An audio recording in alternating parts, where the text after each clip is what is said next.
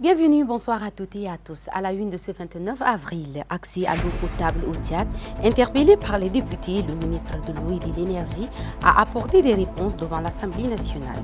Détail dans cette édition, la nullité du groupe de concertation des acteurs politiques et l'arrestation de plusieurs de ses membres ravivent les tensions entre majorité, opposition et société civile. Analyse à suivre. Retour sur les principales actualités de l'intérieur du pays et le résumé de l'actualité internationale pour clore cette édition.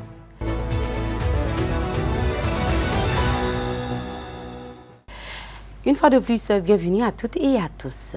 Le ministre de l'Eau et de l'Énergie, Passalé Kanabé Marcellin, a répondu ce mercredi 29 avril 2026 à une interpellation des députés.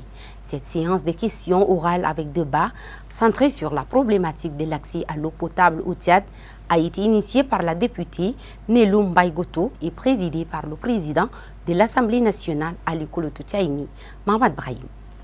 Après avoir été absent lors de la séance du 15 avril dernier, le ministre de l'Eau et de l'Énergie, Passalé Kanabé Marcellin, a été de nouveau appelé à s'expliquer sur les difficultés d'approvisionnement en eau potable dans plusieurs localités du pays. 3 principaux points étaient inscrits à l'ordre du jour. Les taux réels d'accès à l'eau potable sur l'ensemble du territoire, les disparités observées entre les provinces, les niveaux de couverture nationale de la Société tchadienne des eaux, ainsi que les mesures concrètes envisagées pour étendre cette couverture. Répondant aux préoccupations des élus, le ministre a reconnu que la question de l'accès à l'eau potable demeure une préoccupation majeure. Il a indiqué que malgré les efforts consentis, une part importante de la population continue de rencontrer des difficultés d'accès à cette ressource essentielle. Selon lui, le taux d'accès à l'eau potable au Tchad est actuellement estimé à 63,5%. Il a par ailleurs présenté les actions entreprises par son département pour améliorer la situation, notamment à travers la mise en œuvre des programmes et projets aussi bien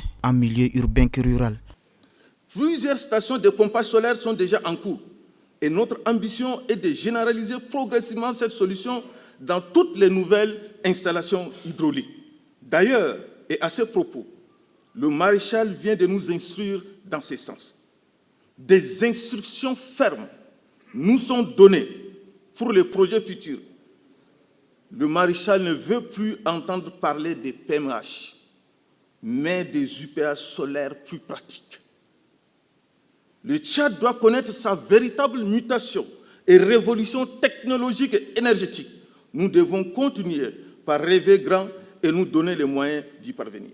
Les députés ont profité de cette séance pour demander davantage de précisions sur les actions concrètes engagées par le gouvernement afin d'améliorer durablement l'accès à l'eau, des défis que le ministre s'est dit déterminé à relever dans les prochains jours. Au Tchad, la décision de la Cour suprême prononçant la nullité de la coalition dite groupe de concertation des acteurs politiques GCAP, suivie de l'arrestation de plusieurs de ses membres, suscite des vives réactions. Si le parti au pouvoir y voit une simple application de la loi, l'opposition et des organisations de la société civile dénoncent des arrestations arbitraires ainsi qu'une atteinte aux droits fondamentaux. Les explications de Biaktibo Emmanuel. Le Tchad vit un climat politique déséquilibré depuis l'annonce par le groupe de concertation des acteurs politiques de la marche des contestations et d'indignation prévue le demain prochain. L'annulation du groupe et l'arrestation en fin de semaine de plusieurs de ses membres, dont le professeur Avoursouma Diona, Mars Kim Koei, Néatoubé Bidi Valentin et d'autres, ont davantage suscité de fortes réactions. Dans un message publié samedi, le Rassemblement national des démocrates tchadiens a dénoncé une dérive dictatoriale préoccupante du régime, parle-t-il de musellement de l'opposition et d'emprisonnement des voix discordantes. L'indignation est tout aussi vive au parti Les Transformateurs. Ces faits rappellent de manière préoccupante l'arrestation arbitraire du président Succès Masra depuis le 16 mai 2025, a déclaré le parti. Ainsi, au bout du spectre politique, plusieurs voix ont insisté sur la nécessité de respecter le droit fondamental. Le parti au pouvoir, le mouvement Patriote du Salut, qui félicitait déjà l'annulation du GCAP par la Cour suprême, parle d'une application simple des lois. Je vois que c'est une application simple des lois de la République, des lois qui encadrent l'existence des partis politiques et des regroupements des partis politiques. Du moment où il y a une charte des partis politiques qui est là, qui est promulguée, je pense qu'il faudrait que chacun se conforme à cela. De son côté, Droits de l'homme sans frontières dénonce le non-respect des procédures judiciaires. La justice a arrêté, bien sûr, le fonctionnement du GCAP. Mais est-ce que la justice a demandé d'aller les arrêter aussi directement? C'est ce que nous demandons. Est-ce que dans le document où la justice a rendu public, est-ce que la justice a demandé directement d'aller les arrêter? Si tel est le cas, qu'ils nous sortent vraiment sorti le dossier et que vraiment que les cas sont poursuivis de tel ça avant d'abord. Attroupements armés, associations de malfaiteurs, mouvements insurrectionnels, rébellions et détention d'armes de guerre, tels sont les chefs d'accusation portés par le ministère public. La deuxième édition de formation en langue anglaise avec un effectif de 86 agents issus de plusieurs départements ministériels et stratégiques ainsi que de la présidence de la République du 30 mars au 29 avril marque la fin cet après-midi. Cette initiative est assurée par l'ambassade du Royaume-Uni au Tchad à Tourigui-Marinuel. Conscient de l'importance stratégique de la langue anglaise dans les carrières administratives et diplomatiques, le Tchad, en partenariat avec le Royaume-Uni, a initié cette formation au profit des cadres issus de 9 départements ministériels ainsi que de la présidence de la République. Cette initiative constitue un levier concret pour améliorer l'efficacité professionnelle des agents publics et optimiser la qualité des échanges avec les partenaires techniques et financiers. Les différentes sessions conduites par le formateur Ibrahim Assis ont permis de renforcer les compétences linguistiques essentielles, notamment en grammaire, lecture, expression orale, compréhension orale et expression écrite. Dans une perspective de pérennisation et d'amélioration continue de cette initiative, les participants ont formulé plusieurs recommandations. Poursuivre et élargir les initiatives de formation en langue anglaise au profit des cadres de l'administration publique tchadienne. Envisager la mise en place de programmes d'immersion linguistique au Royaume-Uni au bénéfice d'un groupe restreint de participants sélectionnés sur la base de critères objectifs pour une durée de 3 à 4 mois. Maintenir le secours à des formateurs hautement qualifiés et expérimentés afin de garantir un encadrement pédagogique de qualité et adapté aux besoins spécifiques des apprenants. La cérémonie s'est déroulée dans une ambiance conviviale marquée par des exercices pratiques de dialogue en anglais avant de s'achever par la remise d'attestations aux participants. Un atelier de formation visant à renforcer les capacités des membres des clubs scolaires d'Ati a été lancé le samedi 25 avril 2026 au Centre de lecture et d'animation culturelle d'Ati. La cérémonie a été présidée par le délégué de la femme et de la petite enfance du Bata, Maditolum Vincent, en présence des enseignants et des élèves des établissements de la ville.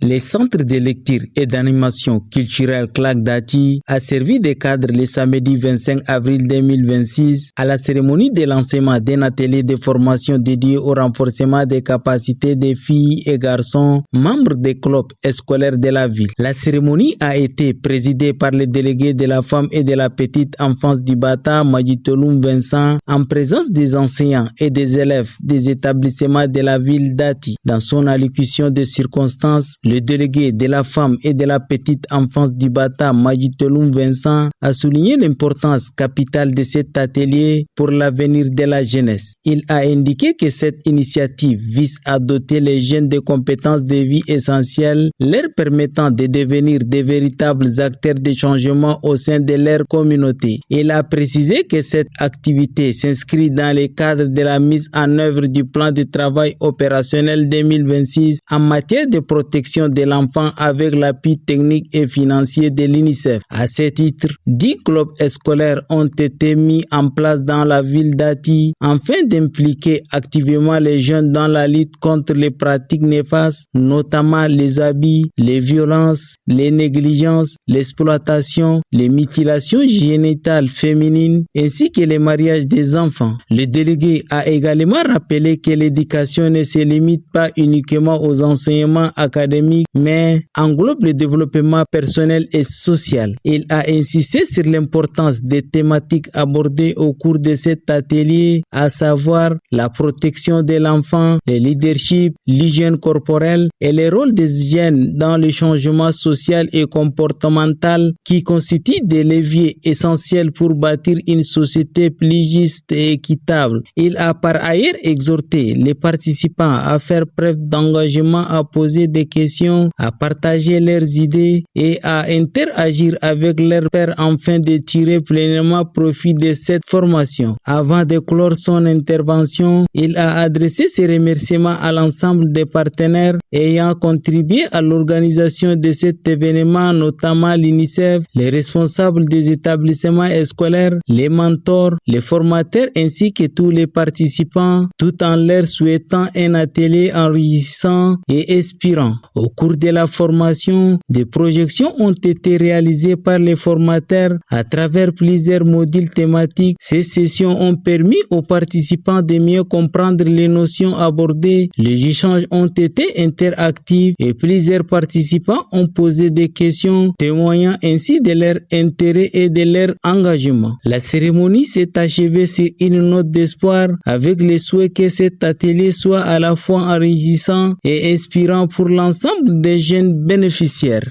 L'Association des anciens enfants du troupe du Tchad a lancé le 28 avril 2026 au lycée technique commercial d'Injamina la première édition de ces journées culturelles et sportives. Prévu jusqu'au 5 mai 2026, cet événement vise à renforcer la cohésion entre les membres de ces établissements scolaires. Les détails avec Anna Laura. Cette première édition qui se tiendra du 28 avril au 5 mai 2026 regroupe 6 établissements scolaires d'Injamena. Le lycée technique commercial, le lycée technique industriel, le lycée Félix Eboy, les collèges évangéliques, le lycée Sacré-Cœur et le complexe scolaire académique royal. Les compétitions portent sur 3 disciplines: le football, le handball et le basketball. Dans son discours d'ouverture, le président du comité d'organisation, Dorji Volta, a indiqué que cette initiative s'inscrit dans les missions de la AETT, membre de la Fédération des associations des anciens enfants des troupes d'Afrique. Elle vise à contribuer aux actions en faveur de la jeunesse et du développement social à travers les sports et la culture. Il a précisé que cette première édition constitue une phase pilote réunissant des établissements ayant répondu favorablement à l'appel de l'association. On dit qu'à travers ces journées culturelles sportives, notre association entend tout simplement apporter sa modeste contribution à l'ensemble des initiatives déjà en cours dans le domaine de la promotion du sport collectif des jeunes et la révélation de leurs talents. En mettant l'accent cette année sur le football, le basketball, le handball, cette édition entend encourager la pratique du sport collectif en tant qu'espace de brassage des individus et d'élaboration de stratégies communes pour atteindre un objectif. Elle veut également concourir modestement à la révélation des talents.